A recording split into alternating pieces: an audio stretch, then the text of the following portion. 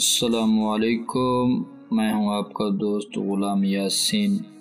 آج میں آپ کے سامنے زندگی میں کام آنے والی باتیں بیان کروں گا۔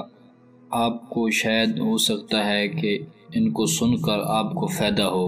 پہلی بات یہ ہے کہ اگر کوئی آپ سے مشترکہ کاروبار کرنا چاہے تو اس کے ساتھ ایک پلیٹ میں کھانا کھاؤ۔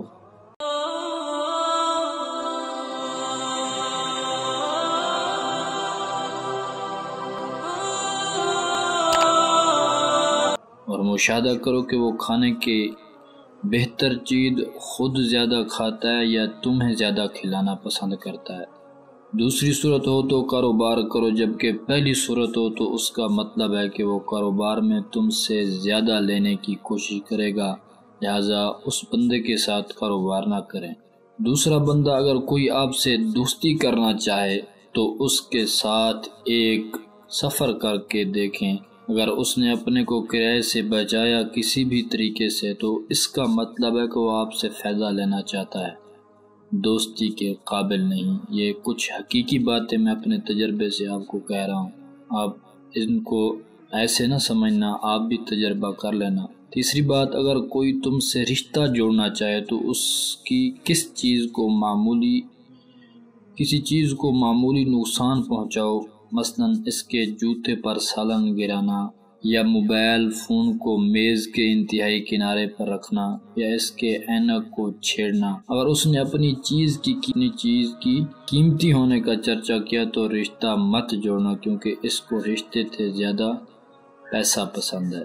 نمبر 4، اگر آپ کا کاروبار کرتے ہیں اور کوئی آپ سے ادھار مانگتا ہے، یہ بات بڑی پتے کی ہے، آپ حقیقت میں پہلی مرتبہ آپ نے سنی ہوگی۔ اگر آپ کاروبار کرتے ہیں اور کوئی آپ سے ادھار مانگتا ہے تو اس کو قیمت بہت زیادہ بتانا۔ اگر اس نے قیمت کم کرنے کی کوشش نہ کی تو ادھار نہ دینا، کیونکہ اس کو ادائیگی نہیں کرنی ہے، اس لیے قیمت سے دلچسپی ہی نہیں۔ نمبر 5، اگر کوئی مخلص اور سچا دوست آپ سے ہر بات شیئر کرتا ہے تو اسے آپ کبھی دھوکہ نہ دینا۔ نمبر 6، اگر تمہارا کوئی دوست تم سے اپنے کوئی برائی چھپاتا ہے تو آپ اس کو مت بولیں کہ تم کو سب کچھ معلوم ہے، اگر تم نے ایسا کیا تو پھر وہ اس برائی کو تمہارے سامنے بھی کرے گا۔ نمبر 7، بچوں کو برے کام سے منع کرتے وقت جن، بلا یا جانور سے نہ ڈرانا، کیونکہ جب وہ سمجھ جاتے ہیں کہ وہ چیزیں فرضی تھے تو وہ برائی واپس شروع کرے گی، بلکہ اللہ سے یا جہنم سے ڈرانا، کیونکہ اس کا تصور تمام عمر تک رہتا ہے۔ نمبر 8، بچوں کی ہر غلطی پر سزا نہ دینا، کیونکہ اس سے اس کی ذہنیت ایسی بن جاتی ہے کہ بڑے ہو کر ہر غلطی کرنے والے سے لڑے گا، پھر ساری عمر جھگڑوں سے گزرے گی۔ نمبر 9، اپنے ماں باپ سے اپنے بچوں کے سامنے بہت محتاط رہنا، کیونکہ جو انداز تم اپناتے ہو وہی کل تمہاری اولاد اپنائے گی۔ نمبر 10، معاشرے میں جس کا کوئی کام برا لگے وہ کام کبھی خود مت کرنا۔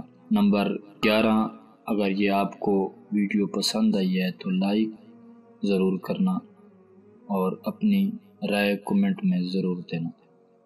السلام علیکم۔